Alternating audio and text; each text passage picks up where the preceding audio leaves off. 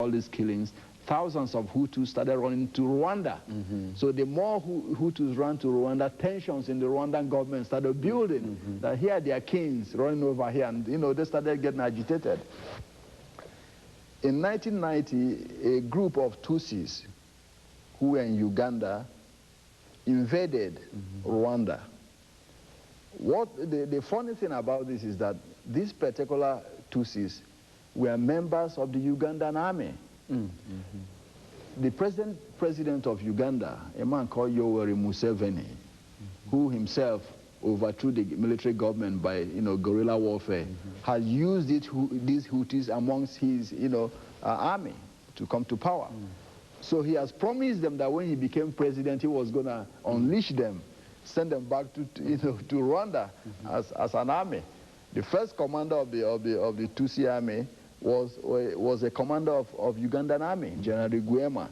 And the current commander now of that Tutsi rebels in Rwanda now was also the chief of the Ugandan military intelligence, General Paul Kagame.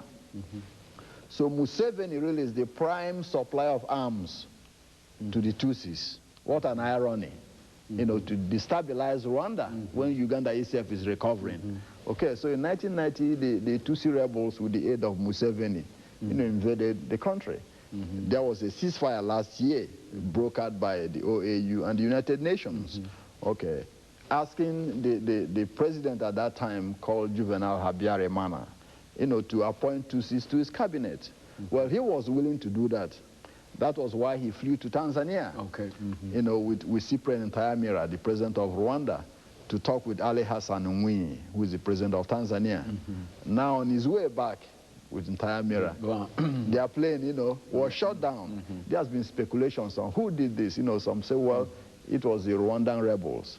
Now, some investigation, of course, coming from the Belgians who support the Tutsis, nobody's very sure, claimed that the plane was shot down by the Hutu presidential guard, who did not want Habyarimana to negotiate and bring Hutus into the government.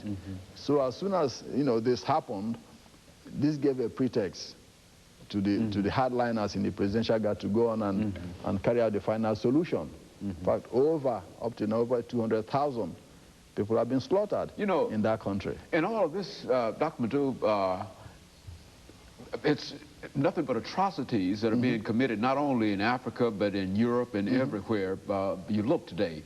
And while all of that information sort of gives us a thread, and it leads to another 200,000 deaths. And it seems that if we read our newspapers every morning, it seems that these atrocities are being committed, and it's almost as if the world is not even concerned about the 200,000 deaths. What should our reaction as a leader in the civilized world be? What has Somalia sort of painted us in such a situation that we can no longer react to what is going on in Rwanda and Burundi today?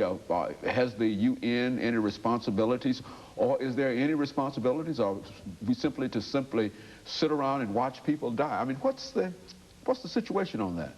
Well, I think the international community should intervene, particularly in this situation, now happening in Burundi. They should have done that in Rwanda as well, as well as other trouble spots.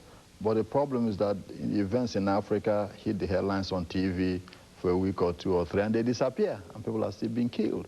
If those things happen in Europe, they will stay on TV all day long, all year long. If it happens in the West Bank and Gaza, it will stay on TV all year long. Events in Africa are just used, to sell TV time here once in a while, and as soon as you don't hear about it again, it goes. The same thing happening in Rwanda is happening in Sudan, even more. I mean, thousands have been slaughtered in Sudan every day, more than in Bosnia. People, 200,000, according to the figures in Bosnia, in the last 2 years. Okay, in Rwanda, it's just about 3 weeks, 200,000. In Angola, the same thing. You see Angola in the picture once it disappears. And thousands have been slaughtered every year. So that's one of the problems, because of the end of the Cold War. Africa has been marginalized politically. It's no more such an important place. And of course, you have the racial thing.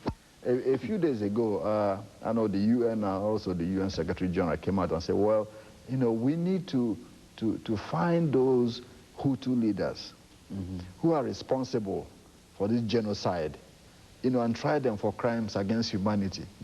I'm not opposed to that, but I'm concerned for certain reasons.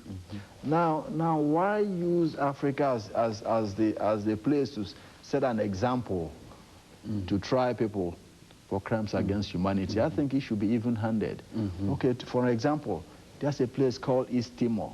Almost half of the population have been slaughtered by the Indonesian army. Those people should be found at the same time and tried for crimes against humanity. In Syria, in 1980, 82, Assad's brother, Rifat al-Assad, led what they call a defense company and went to a city called Hama in Syria, and over 10,000 people were slaughtered in a few days. That's the crimes against humanity. The Lebanese forces who carried out the massacres in Sabra and Shetila in Lebanon, that's a crime against humanity. Those happening in Bosnia now, they've talked about it, and the UN haven't done anything about it. So if there has to be a crime against humanity,